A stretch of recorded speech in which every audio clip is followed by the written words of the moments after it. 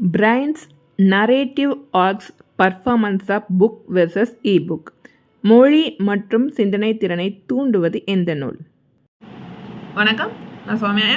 மொழி மற்றும் சிந்தனை திறனை வளர்ப்பது எது அப்படிங்கிறத பற்றி தான் நம்ம பார்க்க போகிறோம். அதாவது பிரெயின்ஸ் மூளையோடைய நரேட்டிவ் ஆர்க் அப்படின்னு சொல்லப்படக்கூடிய அந்த நரேட்டிவ் ஆர்க்கோட பர்ஃபார்மன்ஸ் எப்படி இருக்கும்.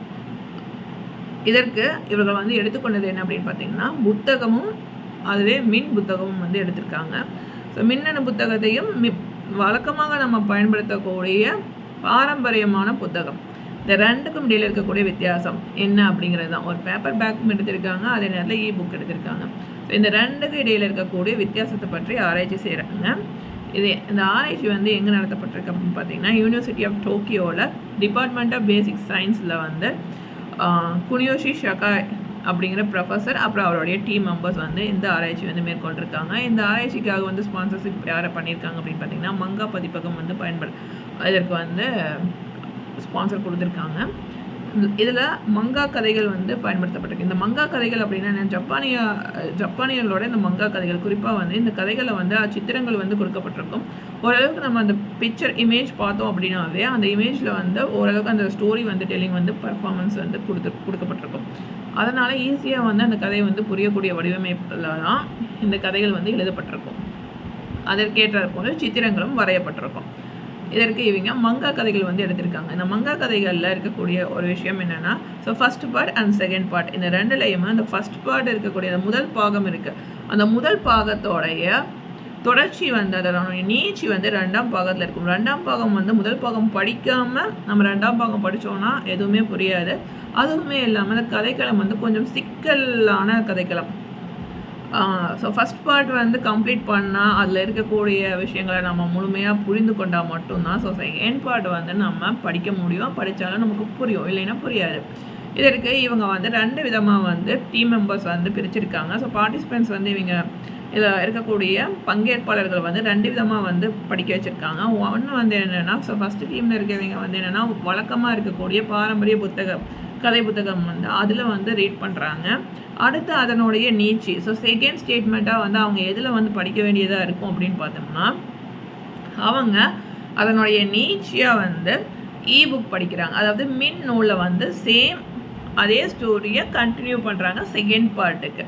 ஸோ இப்படி ஒரு ஆராய்ச்சி நடக்குது இல்லை.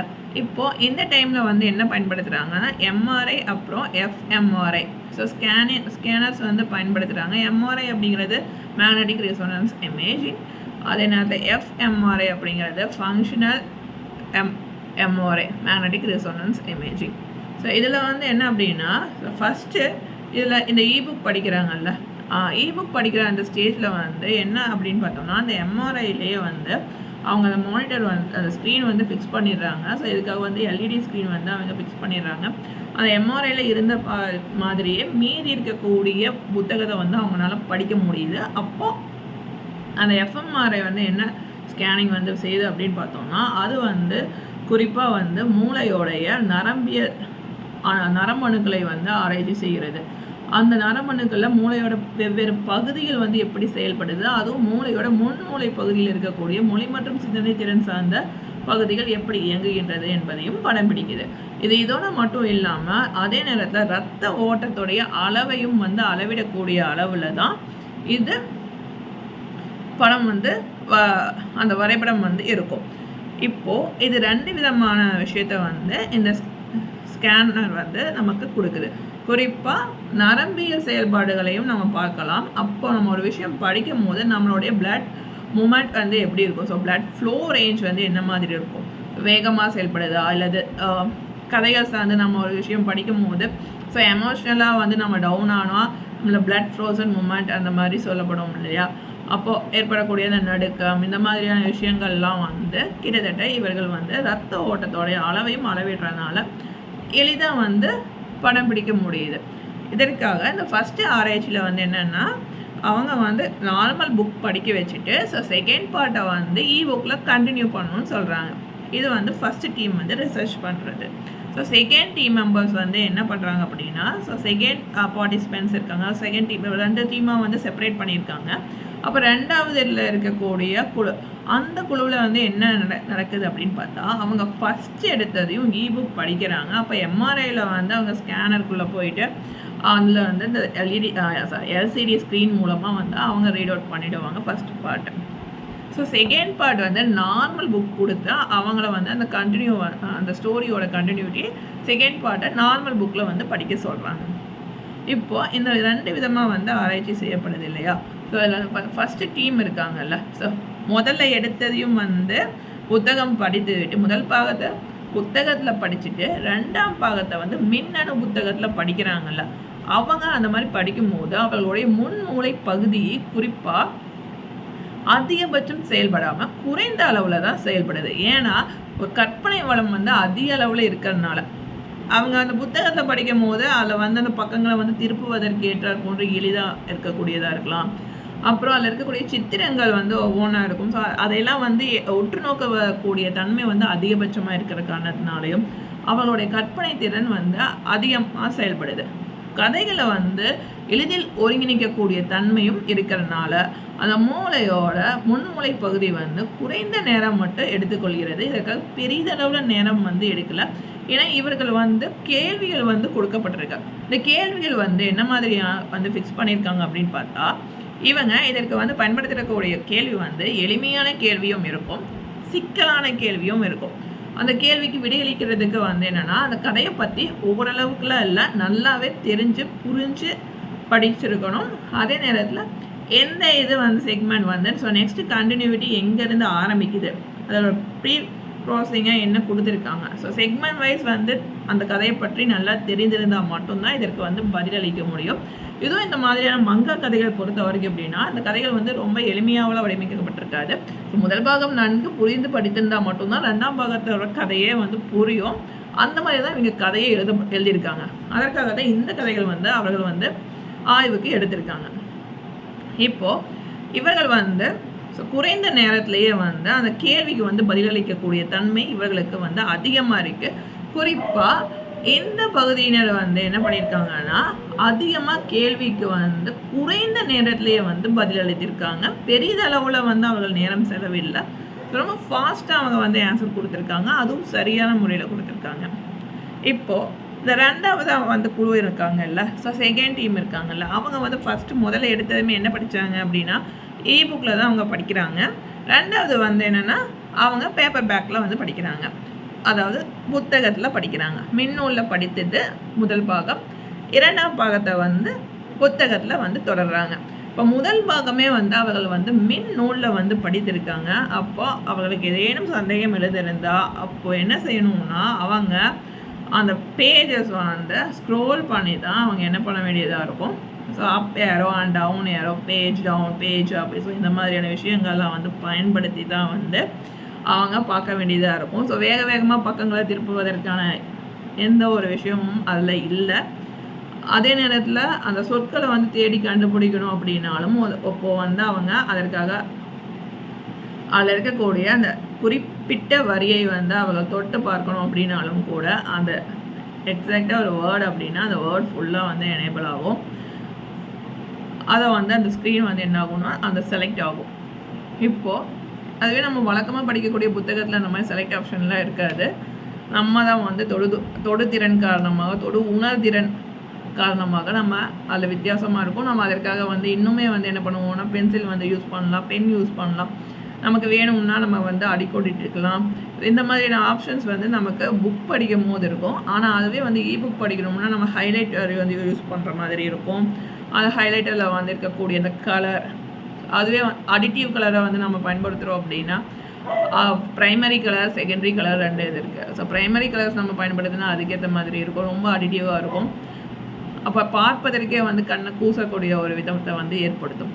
அதுவே செகண்டரி கலர் பயன்படுத்தணும்னா இன்னுமே வந்து சப்ராக்டிவ் கலர்ஸாக இருக்கும். அந்த சப்ராக்டிவ் கலர்ஸ் வந்து இன்னும் நமக்கு வந்து பார்க்க ரொம்ப பளிச்சுன்னு கொடுக்கறதா இருக்கும். இன்னுமே அந்த பேக்ரவுண்டு வந்து ஒயிட் இமேஜ் இருக்கும். ஸோ ஒயிட் இமேஜில் வந்து நம்ம இதை படிக்கும் போது இன்னுமே வந்து கண் வந்து கூசும்போது நமக்கு வந்து கண் பார்வை திறன்லையுமே வந்து ஒரு விதமான சிக்கல் வந்து ஏற்படும். அதாவது கண்ணு கூசும்போது நம்ம அந்த பார்க்குற அந்த இமேஜ் வந்து எப்படி இருக்கும், நம்ம கேப் அதுக்காக நம்ம வந்து டைம் டியூரேஷன் வந்து இன்னும் அதிகமாகும். அதுவே வழக்கமாக நம்ம படிக்கக்கூடிய புத்தகத்தில் வந்து அந்த மாதிரியான ஆப்ஷன்ஸ் அந்த மாதிரியான ப்ராப்ளம் இருக்காது. இதுதான் ஒரு வித்தியாசம். இதனால் என்ன அப்படின்னா, அவங்க வந்து ஒரு ஸ்டோரி படிக்கும் போது ஒன் பை ஒன் வந்து அந்த பேஜஸ் வந்து ஸ்டோரி கம்ப்ளீட் பண்ணிட்டு படிச்சிருப்பாங்க. அதுக்கு அடுத்து அவங்க வந்து நார்மல் புத்தகத்தில் வந்து படிக்கும்போது சராசரியாக இருக்கக்கூடிய அந்த புத்தகத்தை வந்து அவங்க படிக்கும்போது முதல் பாகத்தில் அவங்க என்ன படித்தாங்க அப்படிங்கிறது அவங்களுக்கு தெரியல. ஏன்னா 2ஆம் பாகம் மட்டும்தான் அவங்க படிக்க சொல்லி கொடுக்கப்பட்டிருக்கு. முதல் பாகத்தை அவங்க சரிவர படிக்க முடியலை. இப்போ இவங்களோட மூளையோட முன்பகுதியோட செயல்திறன் வந்து பார்த்துருக்காங்க. இந்த செயல்திறன் வந்து என்ன இருக்குன்னா, மூளை வந்து அதிக நேரம் வந்து இந்த கதையை படிப்பதற்காகவும் பொருளை உணர்வதற்காகவும் உள்வாங்குவதற்கே வந்து அதிக நேரத்தை வந்து வீணடிக்குது. அப்புறம் கேட்கக்கூடிய கேள்விகளுக்கு, எளிமையான கேள்விகளுக்கு இவர்களால் பதிலளிக்க முடியுது. அதுவே வந்து சிக்கலான கேள்வியை பொறுத்த வரைக்கும் ரொம்ப அதிக நேரம் அந்த கேள்விக்கு பதிலளிக்கவே எடுத்துக்கொள்கிறாங்க. இப்போது இந்த 2 ப்ராசஸ்க்கு இடையில் இருக்கக்கூடிய வித்தியாசம் என்ன அப்படின்னா, ஒரு நார்மல் புக்கில் வந்து படிக்கும் போது நம்மளுடைய மொழித்திறனாக இருக்கலாம், சிந்தனை திறனாக இருக்கலாம், கிட்டத்தட்ட இது வந்து தூண்டப்படக்கூடிய அளவுலையும் கற்பனை வளம் வந்து அதிகரித்து நம்ம ஒருங்கிணைத்து வந்து பதிலளிக்கக்கூடிய தன்மை வந்து நமக்கு ஏற்படுது. மின்னூலில் அந்த அளவுக்கு வந்து தன்மை ஏற்படலை. இப்போது சிந்தனை திறன், இப்போ சமயத்துக்கு ஏற்றார் போன்ற ஒரு சிந்திக்கக்கூடிய ஒரு சூழல் இருக்கும். ஒரு பிரச்சனையை எதிர்கொள்ளக்கூடிய ஒரு சூழல் வரும்போது அப்போ அந்த சமயத்தில் நம்ம எப்படி வந்து சிந்திக்கிறது, என்ன மாதிரி வந்து நம்ம சிந்தித்தா செயல்படக்கூடிய தன்மை வந்து அதிகரிக்கும், பிரச்சனையை வந்து கையாளக்கூடிய நேரத்தில் குறிப்பாக நம்ம அந்த இடத்துல என்ன மாதிரியான பேசணும், எப்படி பேசக்கூடாது அப்படிங்கிற ஒரு சிந்திக்கக்கூடிய ஒரு ஆற்றலை வந்து இந்த முன்மூளை பகுதி தான் வந்து செயல்படுத்துது. அப்போ அந்த முன்மூளை பகுதியை வந்து நம்ம ரொம்ப நேரம் வந்து படுத்துகிறோம் அப்படின்னா நம்ம பதிலளிக்கவும் கஷ்டம். அத்துடன் மட்டும் இல்லை, ஒரு சிக்கல் வரும்போது அதை எப்படி கையாளுவோம் அப்படிங்கிறது, அந்த மொமெண்ட்டில் என்ன செய்ய போகிறோம் அப்படிங்கிறதே ஒரு மிக பெரும் கேள்வியாக இருக்குது. அதைத்தான் இவங்க குறிப்பிடுறாங்க. இந்த ஆராய்ச்சி யூனிவர்சிட்டி ஆஃப் டோக்கியோவில் குனியாஷி ஷகாய் என்ற பேராசிரியர் மற்றும் அவர்களுடைய டீம் மெம்பர்ஸ் வந்து எடுத்திருக்காங்க இந்த ஆராய்ச்சி பற்றிய இந்த ஆராய்ச்சி இந்த புக் வெர்சஸ் இபுக்கோட மட்டுமே இல்லாமல் அடுத்த கட்டமாக இப்போ வழக்கமாக பயன்படுத்தக்கூடிய புத்தகத்துக்குமே மின்னூலுக்கும் இடையில் இருக்கக்கூடியதே ஒரு மிகப்பெரும் வித்தியாசமாக இருக்குது. அப்போ முன்மூளை பகுதியோட செயல்பாடே இதில் 2க்கும் வித்தியாசம். இதில் எதை பயன்படுத்தும் போது அதிக செயல்திறன் தேவைப்படுது, குறைந்த நேரம் தேவைப்படுது அப்படிங்கிறத நம்ம பார்த்துருக்கோம். இதிலிருந்து அவங்க வந்து என்ன யோசனை வந்திருக்கு அப்படின்னா, வழக்கமாக நம்ம எழுதுறது வந்து கை மூலமாக நம்ம எழுதக்கூடிய ஒரு ரிட்டன் ஸ்டேட்மெண்ட்டுக்கும் நம்ம எடுக்கக்கூடிய நோட்ஸாக இருக்கலாம், அல்லது நம்ம எழுதக்கூடிய விஷயங்களாக இருக்கலாம், நம்ம கைகளை பயன்படுத்தி எழுதுவதற்கும், அதுவே வந்து நம்ம டிஜிட்டலைஸ்டாக போகிறப்போ நவீனமயமாக்கப்பட்ட ஒரு இடத்துக்கு நகரும் பட்சத்தில் நம்ம விசைப்பலகையை பயன்படுத்தி, அதாவது கீபோர்டை பயன்படுத்தி எழுதுவதாக இருக்கலாம், உள்ளீடு கொடுப்பதாக இருக்கலாம், அல்லது குரல் பதிவின் மூலமாக கொடுக்கக்கூடிய உள்ளீடாக இருக்கலாம்.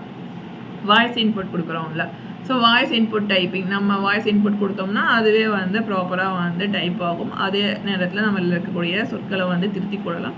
அது மிகவும் குறைந்த நேரத்தில் நம்மளால் திருத்த முடியும். ஸோ எந்த மாதிரியான அட்வான்ஸ்டு க்ரைட்டீரியாஸ் இருக்கிற இடத்துல இந்த 2 செயல்திறனுக்கும் மனிதர்களுடைய மூளை சிந்தனை சார்ந்து எப்படி இருக்குது, வழக்கமாக எழுதக்கூடிய தன்மை பெற்று அடுத்த கட்டத்துக்கு அப்கிரேடான நபர்களுக்கும் ஆரம்ப காலகட்டத்திலேயே வந்து இந்த அதிநவீன உள்ளீடு அமைப்புகளை வந்து பயன்படுத்தக்கூடியவர்கள், அதாவது இந்த வாய்ஸ் இன்புட்டாக இருக்கலாம், ஸோ வாய்ஸ் இன்புட் டைப்பிங், இந்த மாதிரியான விஷயங்களை எடுத்த நொடியிலேயே பயன்படுத்தக்கூடிய நபர்களுக்கும் இடையில் இருக்கக்கூடிய வித்தியாசம் என்ன மாதிரி இருக்கும் என்பதை பற்றி, அவர்களுடைய மூளையோட செயல்திறன் என்ன மாதிரி இருக்கும், சமயோசனை சிந்தனை வந்து எப்படி இருக்கும், சிக்கலை தீர்க்கக்கூடிய அளவுக்கு அவர்களுடைய சிந்தனை திறன் மேம்பட்டு இருக்கா என்பதை பற்றி ஆராய்ச்சி தான் இவங்களுடைய அடுத்த கட்ட நகர்வாக இருக்குது. இன்னைக்கு நாம் என்ன தெரிஞ்சுக்கிட்டோம்னா, மொழி மற்றும் சிந்தனை திறன் சார்ந்து செயல்படக்கூடிய மூளையோட முன்மூளை பகுதியோடைய செயல்திறன் குறித்து நாம் பார்த்தோம். இதில் புத்தகம் பயன்படுத்தும் போது மூளையோட முன்மூளை பகுதி குறைந்த நேரம் செயல்படுகிறது. அதுவே மின்னூல் புக்கில் நம்ம படிக்கும்போது அதிக நேரம் எடுத்துக்கொள்கிறது. இப்போது கற்பனை வளம் சார்ந்து ஒருங்கிணைத்து நம்ம பதில் சொல்லக்கூடிய தன்மையில் புத்தகம் படிக்கிறதுலேருந்து நமக்கு அதிகபட்சம் ப்ளஸ் இருக்குது. இதில் என்னென்னா புக் படிக்கிறதுனால நமக்கு ஒருங்கிணைக்கக்கூடிய திறன் குறைந்திருக்கு என்பதை சொல்கிறாங்க.